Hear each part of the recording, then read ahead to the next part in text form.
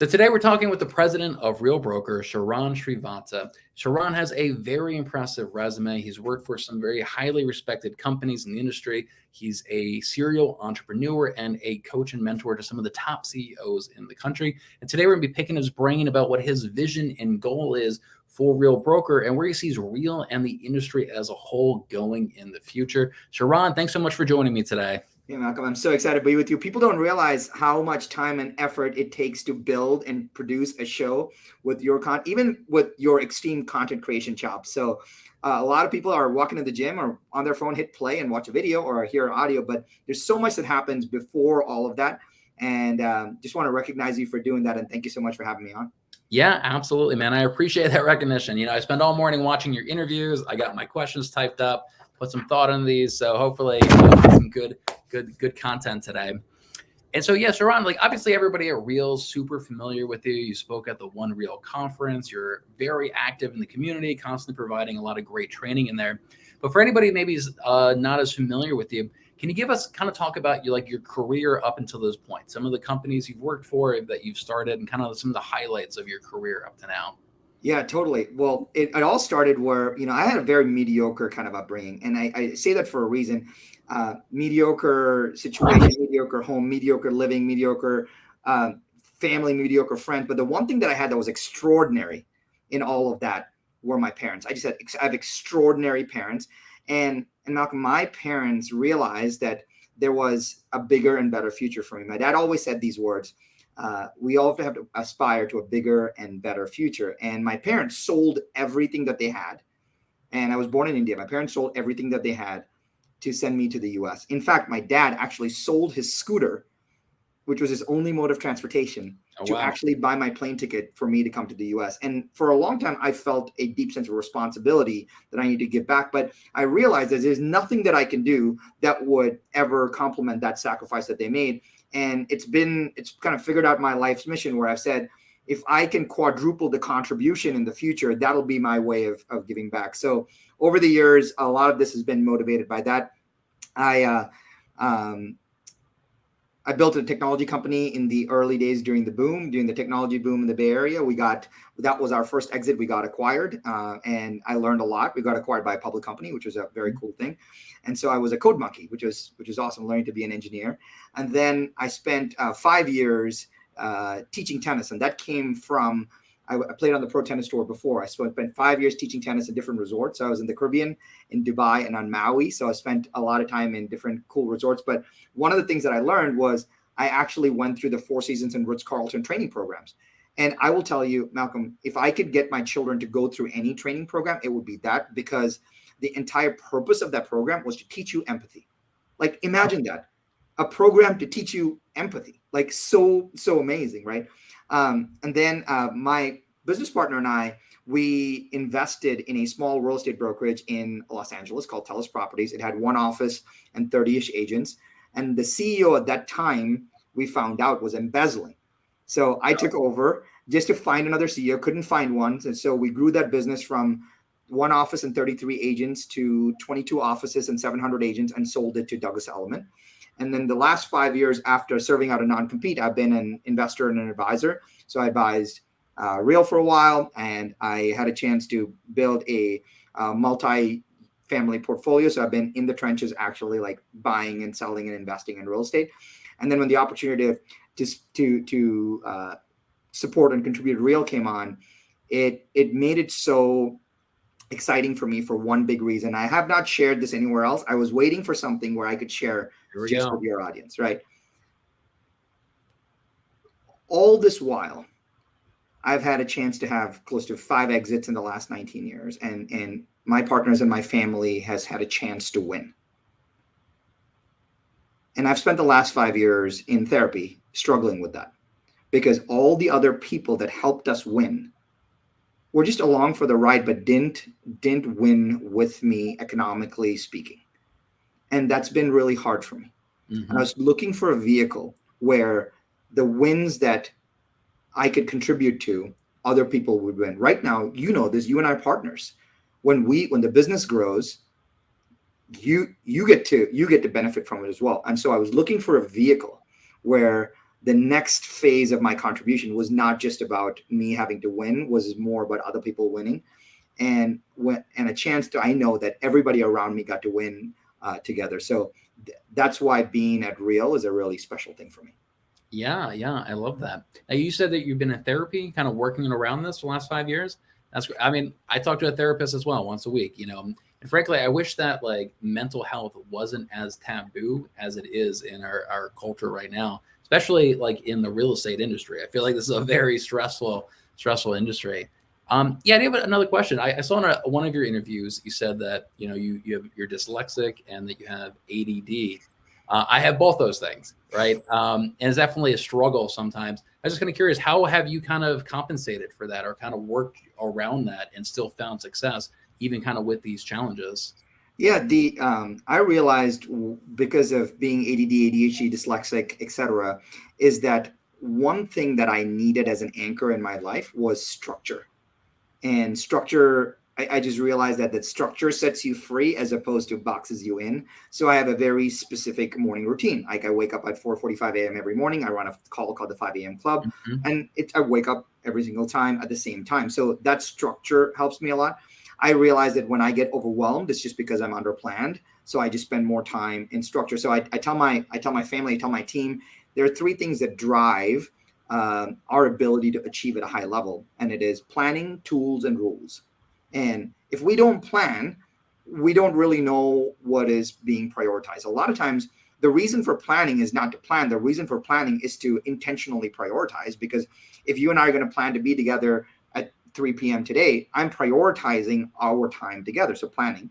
Tools are, in today's world, it's funny, we get a chance. There's so many tools, maybe technology tools, apps, etc., to utilize them to make our life much smoother. And so what are the tools we can use? And the last part is I just have rules. My rules are really simple. Hey, I don't spend time with negative people. Like I spend my weekends with my family. I attend every single soccer game. Whatever rules we can make for ourselves, let's make decisions much easier. So whenever I think about something, I put it through the filter. Does it need more planning? Does it need more tools, or does it need more rules? And those three things allow me to kind of get through the ADD and the dyslexia. Right. Okay. I love that. I have very little structure in my life right now, so maybe that's something I gotta focus on, get a little more structure in there. Yes, your time at Telus Properties is definitely very interesting. You helped grow that company from a $300 million company to a $3.4 billion company in just 5 years. You literally 10x the company. Can you tell us a little bit about that process? What exactly did you do to help grow this company? I guess stopping the embezzlement is probably a good first step in that, but Yeah. I'm sure there's some other lessons that you kind of applied to that.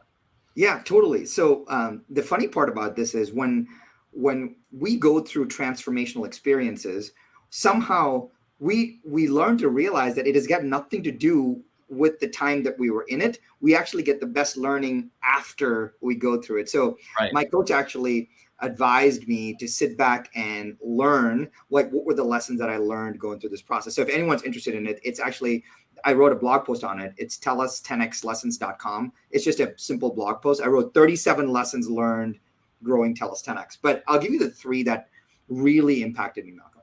The first one was singularity of focus.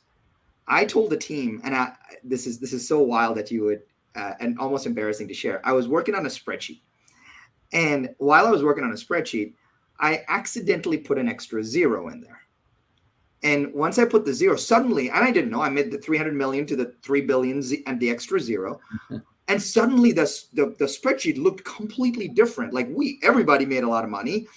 It was extremely profitable. We had a lot of resources. And I said, wait, why does the spreadsheet look this way? And then I saw this extra zero. That's what gave me what my dad called a bigger and better future. It gave me something to latch onto. So from that time, I told the board, I told my team, hey, our mantra is 10x in 5 years. And from that point, everything that we did, my team would ask me, hey, Sharran, you're going to Denver, Colorado for a meeting. How does this get us 10x in 5 years? So it almost became a diagnostic for how we looked at every single thing. When you talk about planning, tools, and rules, it was the filter for, you said 10x in 5 years. You're doing activities outside of those bounds, which was very interesting to me. So the number one big lesson for us was, hey, what is the singularity of focus, and can everybody rally around this? Number two was what I like to call the cadence of accountability. the cadence of accountability was not just for me, but for our team. And I'll give you an example to bring this to life. We were a traditional brokerage in the Southern California market.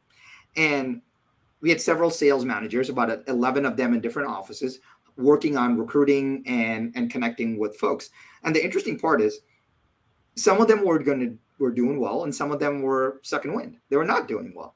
And so I started this call. It was 15 minutes a day, every single day from 9:45 a.m. to 10 a.m. And we would have every single person on a traditional phone call. And the cadence of accountability was every single person would go in order, and they talk about how many appointments they had yesterday and how many appointments they're committed to having today. And then the call was as simple as this. It would go, Malcolm, and you would say 0, 2. That means 0 appointments yesterday, 2 appointments today. And everybody would go in order, 3, 3, 0, 1, 1, 3, 4, 4. And the interesting part about that is there were several people that would say 0, 0, which means 0 appointments yesterday and 0 appointments today. But here's the best part. I guarantee you, nobody wants to say 0, 0 on one day and come back the next day and say 0, 0 again. Not once did that happen because of the cadence of accountability. Right. That one 15-minute call drove the growth of the entire company because everyone was focused on that 10x in 5 years. So that was my second cadence of accountability. And here's the last one. Systems drive success. And getting that idea into the team, like stop hacking stuff. If we're gonna bring a new agent on board, like can we have an onboarding process that is so wide glove that it makes the agent feel that it's a really great process? Hey, when a new listing comes on board, we do these 32 things. Can we actually have a great SOP or a system for that? We've realized that the things that we can depend on and cause the least amount of stress is the ones that we have a system for. There's a great quote that my coach always tells me. He says, if something is worth doing twice, you should build a system for it.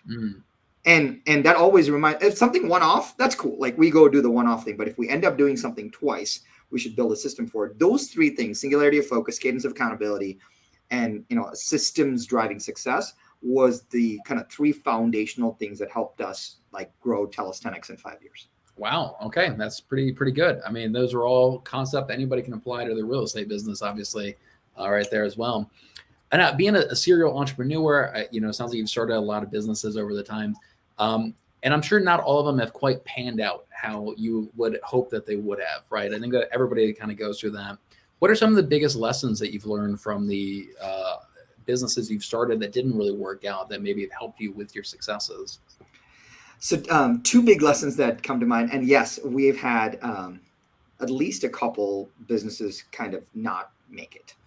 And I'll give you 2 big lessons that I think about all the time. Lesson number 1 is we often think that we are the consumer.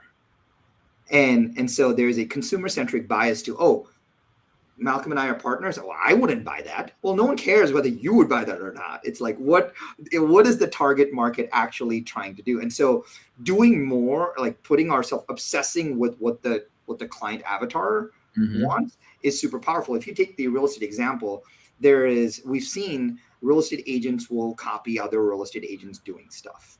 And it's okay. I'm actually glad they're doing something, but dialing into what the consumer wants, what a buyer, seller, or investor wants, is a completely different mindset. And it's dramatically changed over the last 20 years, right? Today's consumer has significantly more kind of knowledge and awareness than the consumer had 20 years ago. So just offering another home value is not the answer. The reason the home value ads are not working is because they already know what it is, or they know where to go get it without talking to us. And so as soon as an agent realizes that, now they have to forcefully think about, I'm not the consumer anymore. Whether I like it or not, it's irrelevant. How does the consumer work? So the times when we've not had product market fit as a consumer market fit, that's broken down. I've learned that lesson's pretty hard, and obsessing over the consumer has been a biggest lesson. But give you the second thing. I've learned that amateurs talk strategy, but professionals talk logistics. I think that was a Army general quote, maybe MacArthur or someone like that. And I'm realizing that even if the strategy or the bigger idea was mediocre, but you had picture perfect execution on logistics and operations, at least you delivered what was promised. And so a couple of the operators that we had hired in the past who were not up to snuff, I take responsibility for them because I thought it was, if I just had a better vision, if I had a bigger idea, if I had a better mousetrap, it would work. But realizing that systems and operations are super important. So I keep thinking about that quote, strategy, professional amateurs focus on strategy, but professionals focus on logistics. And whenever we've had good logistics and good operations, everyone has done well. So I always think about how can I get obsessed with the client, and how can we have good delivery, good logistics? Once we have those two, you'll give yourself a better than average chance of succeeding. Right. I love that. And we're kind of seeing that right now with the war in Ukraine, where the logistics is really what's stopping Russia right now. But anyway, yeah, that's great. So you obviously, you have a really respectable career, and you worked at Goldman Sachs, and you've started your own companies, and you could probably do any number of different things, make anything kind of the next chapter in your life, maybe start your own company or work for another one. Why, out of all the options that you have, did you decide to make a Real Broker the next chapter in your career and in your life?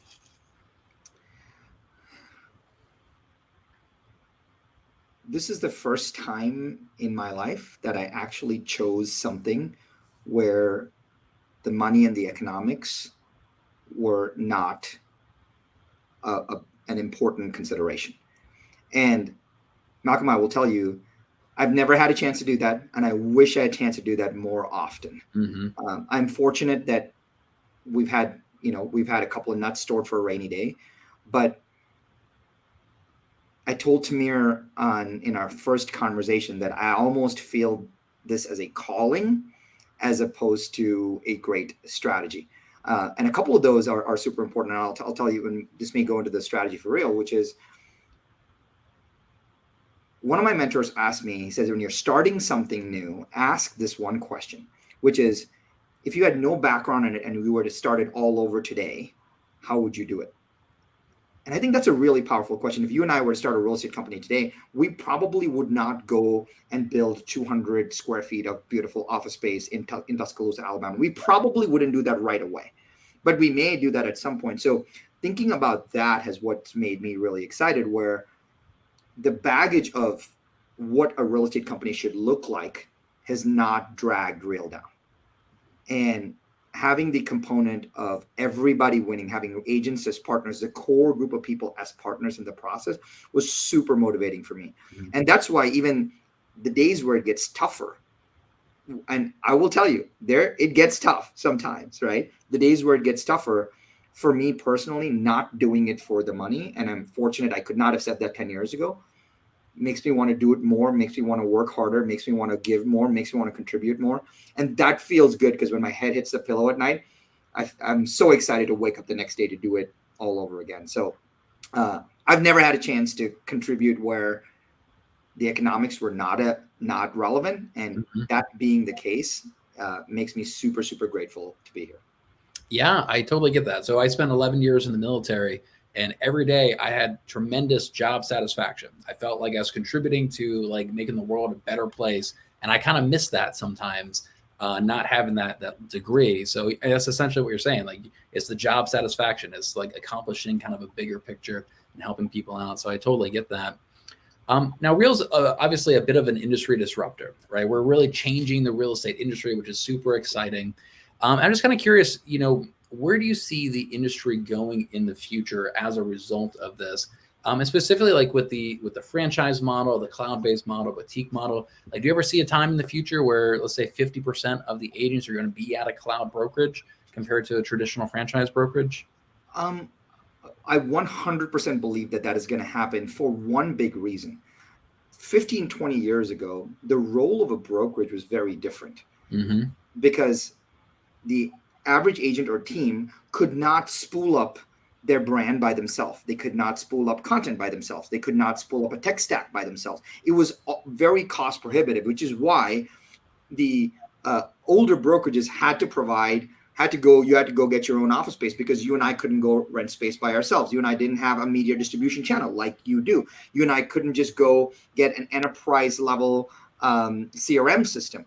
What's happened today is we've got to accept those facts, where for $300 to $500 a month, you and I can put together a pretty amazing tech stack and run our business that way. So the question of what a brokerage should offer, what the value is, has to dramatically change. Yeah. And I think about this a lot, Malcolm, which is, what can we build at Real that Malcolm cannot access pretty quickly on his own? And I think that that's where a lot of the transition is going to go. Not the fact that whether there's going to be a franchise or a brick and mortar, the fact that can the model evolve in such a way that the brokerage provides to the agents and the consumer something they can't get on their own. So for example, I think it would be very hard for an agent in Tuscaloosa, Alabama to build a nationwide network on their own. I think it would be very hard to build world-class trainings on their own. I think it would be very hard to go public on their own and have a stock component. It'd be very hard to build a not just revenue share today, but a legacy of a revenue share for years to come. Those are the things that are exciting to me, because now we get a chance to build something that an agent can't immediately and quickly access themselves. Mm-hmm. And that's what's super exciting to me, because that gives us purpose. That gives us a really great role to play with the agent, because now they're like, hey, Malcolm, the agent, has built their own tech stack, has got distribution on the brand, but what can't Malcolm build on his own? And if Real can provide that as the backbone infrastructure partnership, now it's a really collaborative partnership. And I think what we're going to see is both agents and consumers challenging what the brokerage offers. And are we offering something that the agent or the consumer cannot create themselves? And that should be our filter. And the more, when you talk about singularity of focus, that should be our singularity of focus, because the more we dial into that, I think we're providing a layer of value that is really unsurpassable. And so that's what's super exciting to me. Right. Yeah, I love that. Yeah, like when I joined, one of the things that I wasn't expecting to really enjoy is just like the community and the culture of the company. And like if you're ever with the company and you never had a community or a positive culture, it's hard to like really put a value on that. But that really is one of the biggest like value propositions, I think, of this company. And so like culture is obviously really important to Tamir. You hear him talking about it all the time. Why would you say, like, is culture important to a company? Yeah. So I believe that there are two really important things that drive success: collaboration and performance. Because if you have a high performance company, I worked at Goldman Sachs, one of the highest performing banks in the world. Great culture of performance, but culture of collaboration minimal, because everyone's a type A driver. And so what you get is insane performance and extremely aggressive people trying to win more, which is okay, but that way the company benefits. On the other hand, if you have a really great culture of collaboration, but no culture of performance, then we're a Bible study, right? Mm-hmm. That's what it is. And that's okay. Like, I'm in Bible study, it's fantastic. But one cannot exist without the other. So if we all want the end result being a culture of performance, because the company has to do well so that everybody wins. But doing that without a culture of collaboration is very, very hard to do, especially if you are in the cloud in a lot of ways. So I think the culture, a feeling of belonging, satisfies the core human spirit, right? So when you feel like you're belonging and you can collaborate, then you feel inspired to do more. That's why that culture is really important. Right. I have two children, and when I go to visit my children at their school, I can see that they belong there. I can see their comfort there. So I know that when that exists, I will do more for them to help drive their performance. It's no different than when we walk into a restaurant and we have great service, we say, oh yeah, Sharran, our server he was so nice. There's a reason for that, because the culture of collaboration actually precedes a culture of performance. And like Tamir is like the heartbeat of that, right? He believes in love. For a public company leader to say, I believe in love is strange, but there's a reason for that, because without that, especially with culture in the cloud, without that, a culture of performance is very hard to reach. And so that's why having a culture of collaboration and a culture of performance is what drives a business to, the nth degree. Yeah, I love that. That's really interesting. Yeah, I think we've got a fantastic culture here. Now, one concern people may have is like as we grow and we scale up, and let's say we're almost at 10,000 agents, let's say we get up to 100,000 agents. How do you maintain that culture when you're running an organization that big of 100,000 or 50,000 agents? Yeah, the it will get harder, Mm-hmm. and I think about it as going to the gym. And so think about it, as you grow, you tear a little bit of muscle fibers as you work out, and then you have some time to heal, and you get stronger. And so now you push more, you muscle grows, you have some time to heal, you get stronger. And so when people think that, oh, you're going to be able to maintain this culture throughout, is a fallacy. That's not how it works. What works is as we grow, we're challenged with, wow, what do we do next? Something broke here, something broke there. And having partners like you and leadership like us that say we're so committed to the culture, because that is core part of who we are, is as we grow, we have to continuously recalibrate. And assuming that it'll just be there as we grow, it is not the right way to think about it. We have to constantly work it. In a lot of ways, I think about it as being a marriage. Like my wife and I have been married 15 years. We work at it, and we work harder at it now than we did early on. But the more you work at it, the better it becomes. And I think the focus on having it is a good one. Knowing that it's going to change if it's not paid attention to is important. But as we grow, we're going to see some, what I often like to call seasons of pain. We're going to see some seasons of pain. That may be 3 months, 6 months, but if we have a chance to quickly watch it and adjust it, that's where we win. So it's not a perfect answer, but it is understanding that as we grow, it will change, but having the commitment to changing with it and adapting with it, that's when good things happen. Yeah, I think that's actually a good answer. Like you're acknowledging that, like as you go to 100,000, you're going to have people that are out of culture with the company, and you're going to have to kind of adjust as you go along to try to steer the ship in that general direction. Now, Real recently launched co-sponsorships where we're going to have 2 different agents sponsoring somebody into the company. I love this. I've done it 3 times now already, just in the last month and a half or so. How do you see co-sponsorship like affecting the culture of the company, let's say, and what kind of sort of opportunities are going to kind of emerge from this co-sponsorship, do you think? Yeah, it's one of my favorite things, and I'll actually tell you the truth. And I love sharing stuff that most people don't get to hear. I was not a big fan of it when I started. Okay. Because I didn't know how it would work. I was unsure of how it would be received. I was unsure of how people would say, well, I'm getting only half the economics. Does it work for me? And I did, like Malcolm and Sharran sponsored Jimmy, but Sharran did all the work. So now I'm resentful. I didn't know if that was actually going to work it out smoothly. But Malcolm, I've been so pleasantly, not just surprised, but delighted as to what has happened for 3 big reasons. Reason number 1 is most of the time when someone is thinking about coming to Real, they end up talking to a couple people and they're feeling a set of connection with a couple people. And then they actually delay joining because they don't know how to tell one or the other person that, oh, I chose Malcolm over you, Sharran. They just don't know how to do that because they just don't have any scripting for that. And so they delay that decision longer, which it could have been so much easier otherwise. So I think it makes it easier for the person joining to realize that now you can have 2 and more support systems, which I think is really powerful. That's number 1. Number 2, I love the idea where if different people need different support systems at different times in their career. So recently an agent joined Real and she wanted to build and grow a business very similar to one of the other teams. So she wanted to build a $500 million business, but at the same time, she needed support in her local market. What this allowed for is now do a co-sponsor situation where she could go partner up with someone locally, but still get the bigger strategy connection with someone who's built a big team.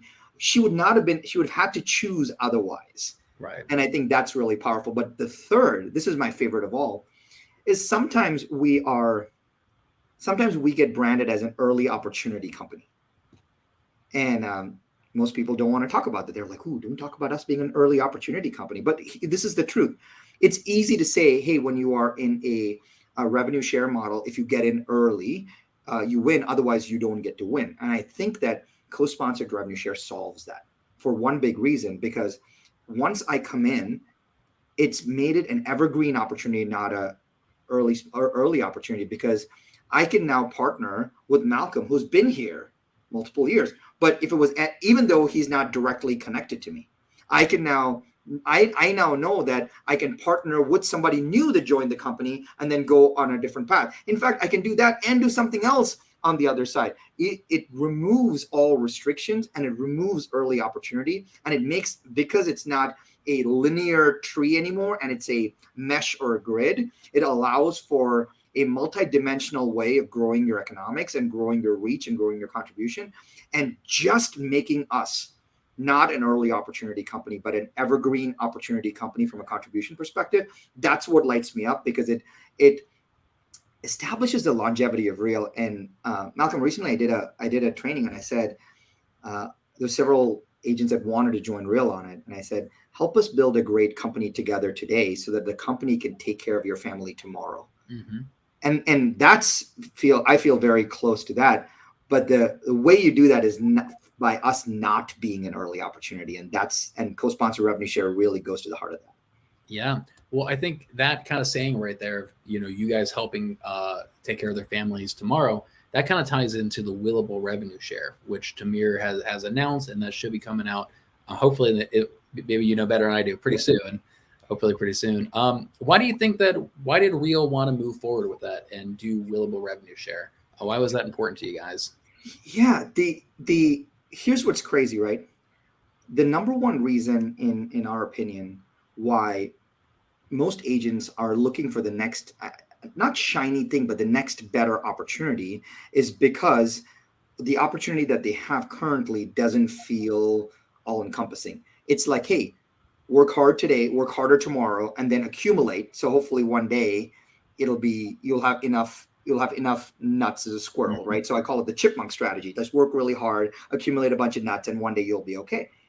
But if we're asking as a company for great agents around North America to partner with us, well, now we're asking agents to switch from being a transactional agent and looking for the next opportunity to being a career-minded agent with Real. Well, if you're a career-minded employee at Google or at GE or at GM, you get a pension. That's because they reward you for the time that you spent helping build a company for so many years of loyalty. Now, why shouldn't we be able to do the same thing? Not just during the life of Sharran and Malcolm, but why are we doing all of this? We're doing all of this because we know that the cash flow stream that we have created in our lives, if that was be able to pass on to our heirs, it dramatically reduces our stress because we know why we're working harder today. Mm-hmm. And I think a lot of times us as agents lose sight of why we're working hard today, and it's just for the next commission check, but knowing that it's significantly more important than that, that's what's super, super important. So switching from a opportunity-based agent to a career-minded agent requires us to be in partnership with them. And I think sharing willable revenue share is probably the ultimate sign of partnership. Yeah, no, I love it. So my son has very severe intellectual disabilities. He's got autism, and I have a lot of anxiety about what happens when I pass away or if I die tomorrow. So when Tamir announced this, I was like, all right, this is it. This is the path I got to be on. I got to help this company grow. And, essentially if I pass away, like I'm still get that money coming in to support my son. So it's definitely motivated me and definitely made me very committed to this company with that willable revenue share. So I'm pretty excited about it. So that's obviously one of the ways that Real is a little bit different than a lot of the other cloud brokerages. The co-sponsorship is different than a lot of other cloud brokerages. What else kind of distinguishes us? What makes us different than some of the other cloud brokerages that are out there? Yeah, there's the very nature of revenue share as a whole across any business or company, mm-hmm. maybe in real estate or otherwise, does one thing, naturally speaking. And what it does is it starts to create these synthetic silos, because Malcolm brings on Sharran brings on Jimmy brings on Johnny, and now you have this Malcolm silo, and then you have a Jimmy silo, and then you have a Johnny silo, right? And it's not good or bad, it's just how the economics were structured. We've been thinking a lot about, like, the more silos we have, you lose the network effect. The power of the network is the size of the network. And so if I can't jump on to an internal training where if Malcolm's only training his group and Sharran is going to get access to that, Well, then what's the power of the network? That means I'm in the wrong silo. So now I want to quit and go join another silo, which is exactly what we want to avoid. And so that was this organizing ethos of the concept of One Reel, where you can say, I actually don't even think about it as a funnel. I think about it as an hourglass. And the idea that we spend all our time contributing to the world on top, but once you're inside, it opens up a whole new world to you. And that one world is a one real world. And I think one thing that separates us is the collaboration without agreement on economics. That's really, really powerful, because I think everybody starts to believe in two things: the power of the network. The bigger the network, the better it is for all of us. And the second is, as that network grows, we all grow, the company grows together, so that the company can take care of our families in the future. And so as soon as people realize that the growth of the company, whether it is directly economically related to them or not, is good for everybody, that's what really, it makes it really, really powerful. And in fact, Malcolm, I will tell you, over the last 10 plus weeks, that's one of the reasons we have been able to, in a friendly way, control almost all narrative on social media. Not for any other reason, but when you bring someone on to your team, why does everybody that is not connected to you rejoice for you? There's a reason for that. And that reason is you believe in the power of One Reel. That one thing where we have taken the economic construct of potentially could be silos and turned that into a cultural construct of being One Reel, that, I will tell you, is foundationally what makes Reel different from everyone else, because that's very, very, very hard to do. Yeah, I think that's a huge thing right there. So I just did some training today all about YouTube, and yeah, it's not just people in my downline, it's everybody in the company. And I host that with Bill Olson, who's in a completely separate downline. So we definitely are collaborating and networking and masterminding together outside of our little silos.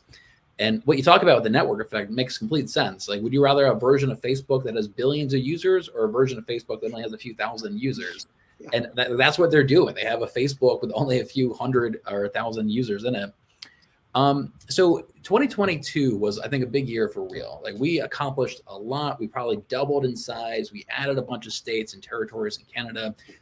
Came out with a lot of new technology, updates to the apps. We bought a title company, we bought a lender, the first ever One Reel conference. What are you looking forward to in 2023? What are some of those big milestones that this company is going to hit in 2023? So I hope we hit a lot of these, because many of these are my priorities.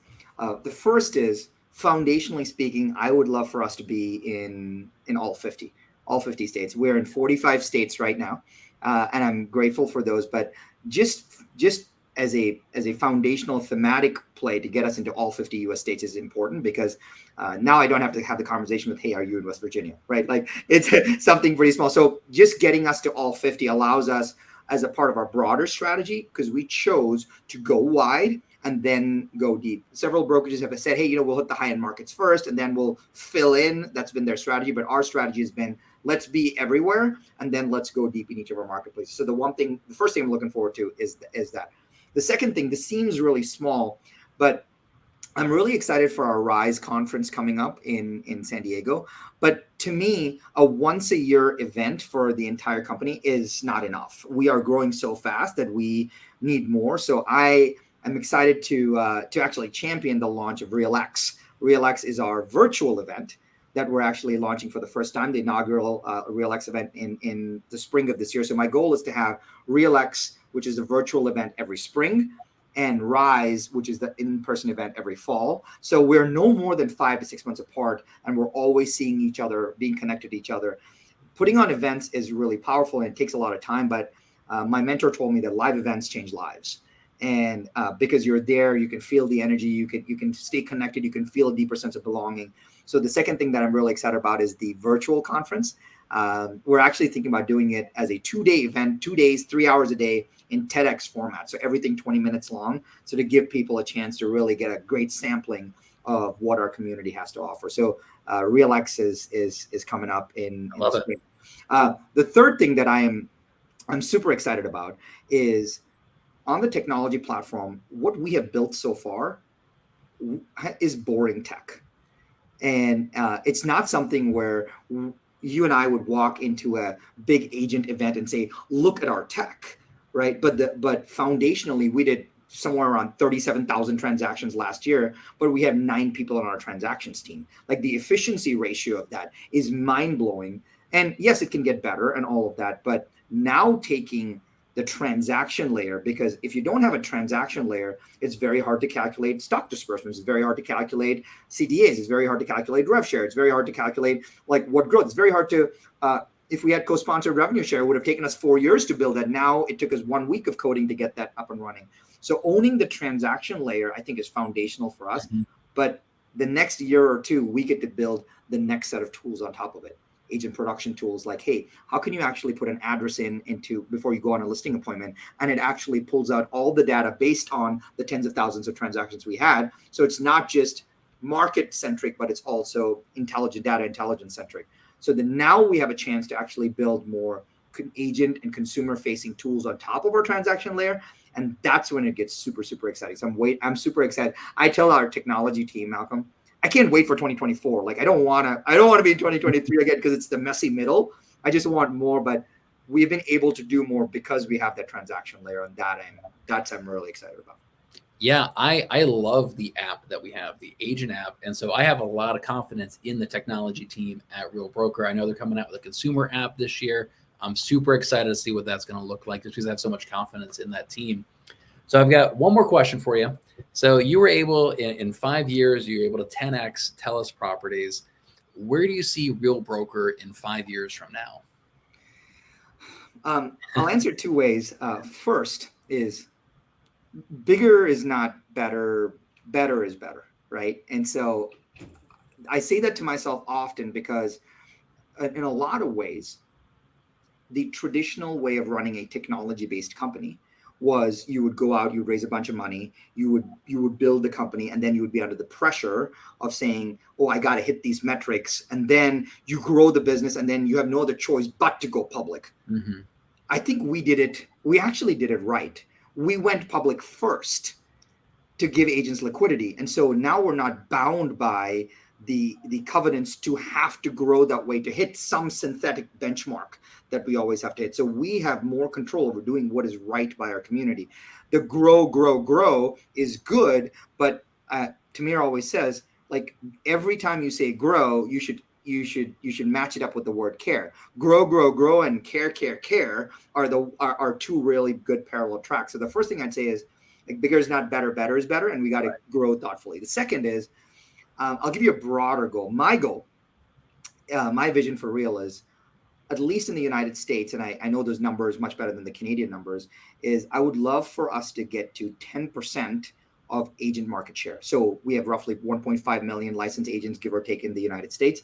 Once we get to 10% of that, so 150,000 agents, it does one really amazing thing for us. It gives us data on how people run their businesses so that we can become a better brokerage. I don't want to get to 150,000 agents to be 150,000 agents. I think getting to 150,000 agents, or 10% of the US base, we'll start to see from a data perspective what agents want. And I think that understanding what tools to build, what consumers to serve, what JVs to build around it, what new programs to launch, how it is for a 3,000 person company or a 10,000 person company, we're already learning that. But having 10% of representation, call it like a 10% Congress at Real, would be so powerful because it'll allow us to build an insanely customized and value-oriented brokerage, because we have what they call good wisdom of crowds. So I'm excited to get us to that 150,000 mark, which is close to 10% of market share.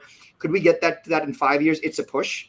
It's a push. But as long as we're on the trajectory and doing it the right way, I think it'll be good. Yeah, absolutely, man. I love that.